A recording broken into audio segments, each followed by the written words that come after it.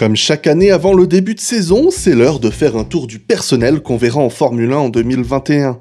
Cette année, j'ai décidé d'axer ce guide autour d'une présentation historique de chaque pilote et équipe. Alors, que faut-il savoir de Alpine F1 Team à l'aube de la saison 2021 ? Filière du groupe Renault, Alpine fera ses débuts cette année en catégorie Rennes et son palmarès vierge de succès est loin de ressembler à la structure qui incarnera la marque cette année. En effet, cette structure a porté plusieurs noms tout au long de son histoire et tout a commencé en 1981 lorsque les frères Tollman inscrivent leur équipe éponyme au championnat du monde.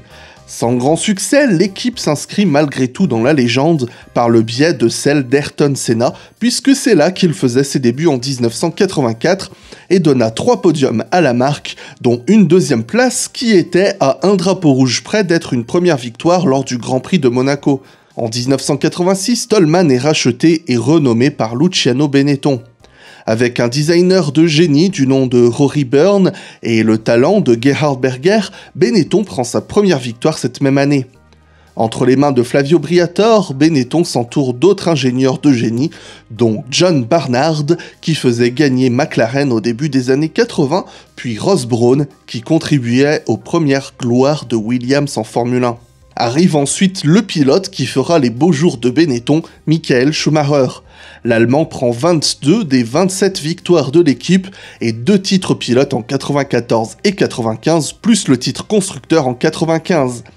Mais c'est la fuite des cerveaux en 96. Beaucoup d'ingénieurs dont Byrne et Brawn partent chez Ferrari, suivant le chemin de Schumacher, mais d'autres resteront, comme Alan Perman, toujours en activité dans l'équipe aujourd'hui, et ce depuis 1989. Ainsi donc, des années difficiles en vue à la fin des années 90 pour l'équipe, et si le retour de Berger et l'arrivée de Alesi ne leur vaut que du mépris public de la part de Briatore, Alesi ramènera malgré tout 13 podiums et Berger 4, dont la dernière victoire de l'équipe en 97, ouvrant et fermant symboliquement la page Benetton en Formule 1.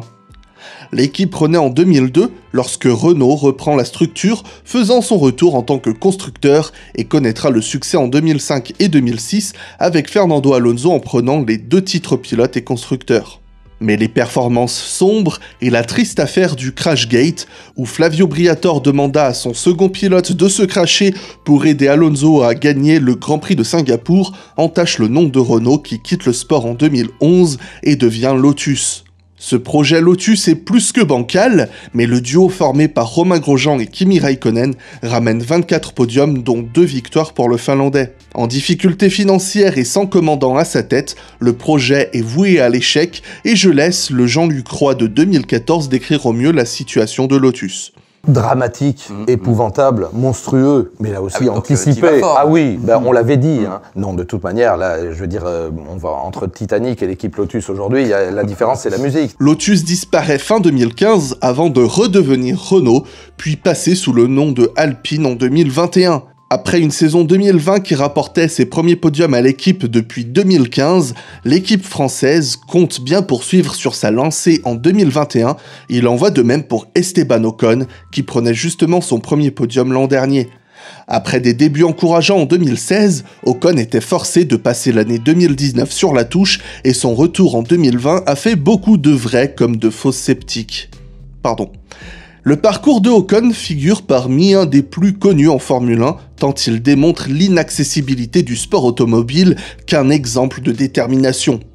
Issu d'un milieu modeste, ses parents vendent leur maison et parcourent l'Europe en caravane pour pouvoir aider le petit Esteban à vivre ses rêves de karting et de Formule 1. Des efforts qui payent puisqu'il finit par être découvert par la structure Gravity qui l'aide à faire ses débuts en monoplace en 2012 en Eurocup, Formula 2.0 et Alpes. Malgré quelques étincelles et 3 podiums, ses débuts ne sont pas flamboyants, mais dès sa 2e saison, on constate une belle évolution en terminant 3e avec 2 victoires dans un championnat gagné par Pierre Gasly devant Oliver Rowland.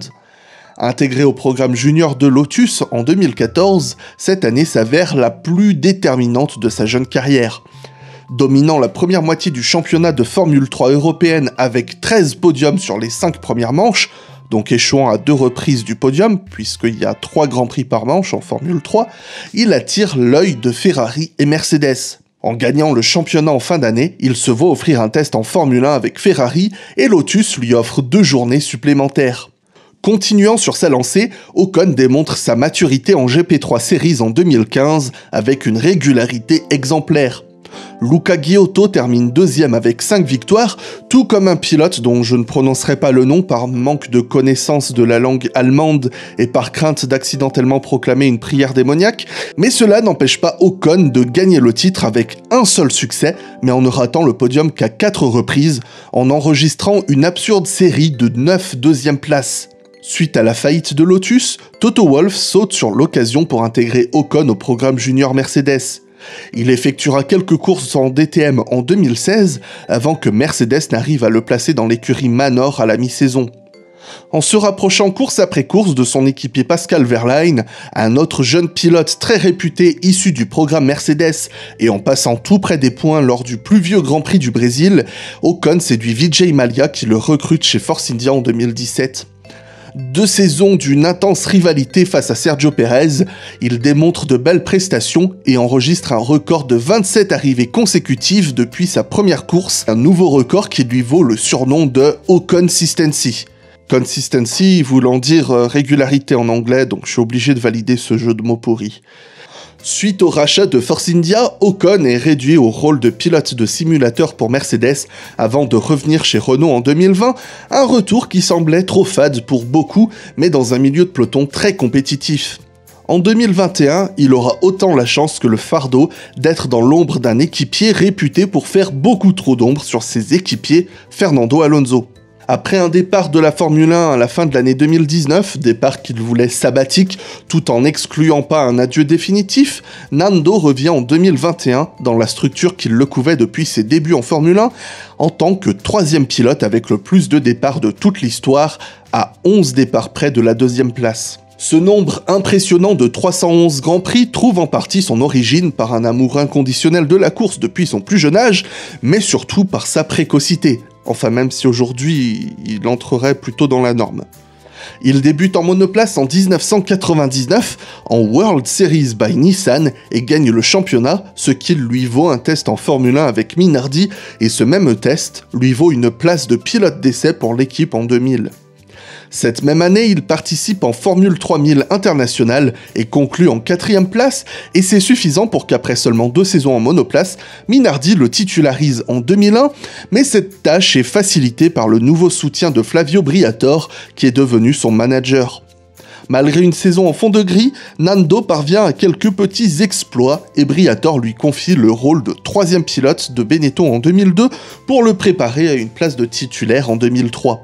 Benetton devenu Renault, l'équipe profite des nouvelles réglementations pneumatiques pour se mettre en avant et Alonso devient, dès la 2e course, le plus jeune poleman de l'histoire, puis, plus tard en Hongrie, le plus jeune vainqueur de l'histoire. Cette ascension phénoménale atteint son point culminant en 2005 et 2006, où il bat coup sur coup son rival générationnel incarné par Kimi Räikkönen, puis la figure d'autorité de son temps incarnée par Michael Schumacher. Parti pour McLaren en 2007, il découvre le rookie Lewis Hamilton à ses côtés et une saison intense couplée par un management désastreux et quelques scandales se conclut par la 2e place à égalité avec son équipier, échouant à un seul point du titre. Revenu dans une équipe Renault en difficulté, il prend malgré tout 2 succès, dont celui subversif de Singapour que j'ai mentionné plus tôt. Il rejoint Ferrari en 2010, et si l'équipe sera en mesure de lui apporter quelques victoires, sa participation dans la lutte au titre en 2010 et 2012 semble plus relever de son pilotage acharné, maximisant chaque opportunité et laissant peu de place à l'erreur.